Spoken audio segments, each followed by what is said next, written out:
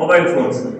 So அது சம்பந்தமா நீங்க பார்க்கணும். இப்போ வந்து சைபர் செக்யூரிட்டி அவேர்னஸ் மாதம் நடந்துட்டு பாத்தீங்கன்னா நிறைய யங்ஸ்டர்ஸ் வந்து பாதிக்கப்படுறதே வந்து ஐதர் செல்போன்ல அடிக்ஷன்னால, அதுல வர தீமைகள்னால, இல்லைன்னா போதை பொருள். இந்த ரெண்டு இதுலதான் வந்து நம்ம மாணவர்கள் இளைஞர்கள் வந்து சிக்கல். ஸோ அந்த மாதிரி எந்த விதமான டைவர்ஷன்ஸ்ல உங்களுக்கு ஸ்போர்ட்ஸ் பிடிக்குமா, ஸ்போர்ட்ஸ்ல போங்க. நம்ம அரியலூர் மாவட்டத்தில் ஆல் இந்தியா லெவல்ல ஹாக்கி பிளேயர் இருக்காங்க, கபடி பிளேயர்ஸ் இருக்காங்க, நேஷனல் லெவல் செஸ் பிளேயர் சொன்ன மாதிரி ஒரு 10 வயசு சிறுமி வந்தாங்க போன வாரம் இன்டர்நேஷனல் லெவல்ல டாப் லைஃப்.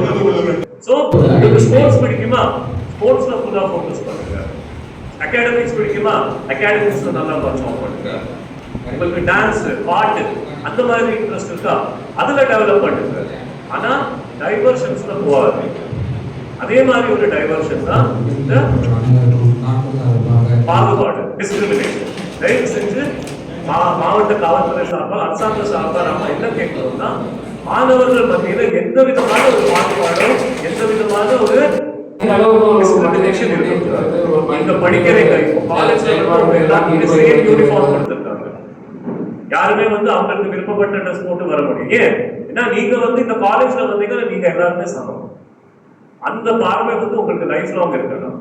என் பக்கத்துல உட்கார்றவங்க, என் கிளாஸ்ல இருக்கிறவங்க எந்த ஜாதி, எந்த மதம், அதெல்லாம் பார்க்கவே கூடாது. அது இதுக்கான வயசு. உங்க இந்த வயசு வந்து படிக்கிறதுக்கு, உங்க திறமையை வளர்க்கறதுக்கு, உங்க வெற்றி அடையறதுக்கு வயசு.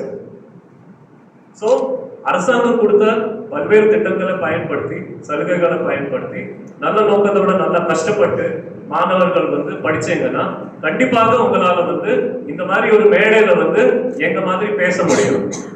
பேசி உங்களால ஒரு 1000 பேரை இன்ஸ்பயர் பண்ண முடியும்.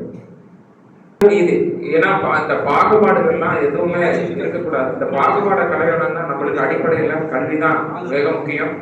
அதற்கு அடுத்தது கல்விக்காக தமிழக அரசு பல்வேறு முயற்சிகள் எல்லாம் நாம் மேற்கொண்டிருக்கோம். அண்மையில் கூட நிறைய மிக முக்கியமான திட்டங்கள் எல்லாம் இருக்கிறது. படிக்கிற மாணவர்களுக்கு கல்விக்காக தமிழ் புதல்வன், புதுமை பெண் திட்டம், நான் முதல்வன் திட்டம் போன்ற பல்வேறு திட்டங்கள் எல்லாம் தமிழக அரசால் செயல்படுத்தப்பட்டு வருகிறது. படிக்கிறதுக்காக நமக்கு வந்து இந்த வாரம் சமூக ரீதியாக நம்ம இடர்பாடுகளை சந்தித்து ஃபர்ஸ்ட் முதல் தலைமுறை முன்னேறணும் அப்படிங்கிறதுக்காக நமக்கு வந்து இடஒதுக்கீடு கூட இருக்கு. ஸோ நம்மளுக்கு வந்து எல்லா வசதிகளையும் தமிழக அரசால் செய்து கொடுக்கப்படுகிறது. அதற்கு அடுத்தது கல்வியில் யாரும் ஏதாவது பொருளாதார ரீதியானதோ ஏதோ அறியாமையினாலோ யாரும் கல்வியை கற்காமல் தடை ஏற்பட்டுவிடக்கூடாது என்பதற்காக தான் தமிழக அரசு பல்வேறு முயற்சிகள். இப்போ நான் முதல்வன் அப்படிங்கிற அந்த ஸ்கீம் எல்லாமே பார்த்தீங்கன்னா நம்ம எவ்வளோ ஸ்பெஷல் கேம்ப் எல்லாம் போட்டு இந்த மாதிரி ஏதாவது விடுபட்டுவாங்க, +2 முடிச்சுட்டு காலேஜ் போகாதவங்க, ஹையர் ஸ்டடீஸ் போகாதவங்க, ஸ்கூல் லெஃப்ட் அவுட்ல யாரெல்லாம் ஒவ்வொருத்தராக ஒவ்வொரு நபர்களாக புள்ளி விவரங்களை சேகரித்து அவங்க வீட்டுக்கே சென்று அவர்கள் எங்கு ஏதாவது இடையில பணியாற்றுக்கு ஏதாவது சென்று விட்டார்களா, வேலைக்கு எங்காவது போயிட்டாங்களா அப்படின்னு பார்த்து நம்ம அந்த அளவுக்கு அவங்களுடைய உயர்கல்வி கற்க வேண்டும் என்பதற்காக ஒவ்வொரு நபர்களுக்கும் இப்போ சமீபத்தில் கூட நம்ம மாவட்ட ஆட்சியர் அலுவலகத்தில் ஒரு கட்டுப்பாட்டு அறையை ஏற்படுத்தியிருக்கிறோம். அதில் கல்வியாளர்கள் மற்றும் பல துறை அலுவலர்கள்லாம் பணியாற்றுகிறார்கள்.